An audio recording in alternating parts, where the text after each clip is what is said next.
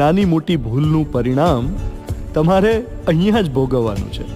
એક નાની ભૂલ જેનાથી આખું મહાભારત થયું એટલે જુગાર, અને એક મોટી ભૂલ જેનાથી રોજ ઘેર ઘેર મહાભારત થાય એટલે લગ્ન. એવું તમે માનો છો, હું નહીં. જીજુ, હા આ ફૈબા, ફૈબા આ ફુવા, ફુવા બચુ મામા. મામાનો હાથ સહેજ ભારે છે, મામીનો પગ ભારે છે. આશીર્વાદ આપતા રહેજો. ચાલો ચાલો, આશીર્વાદ આપતા રહેજો, આપતા રહેજો. અરે જીજુ, આ શરણાઈ વાળો છે.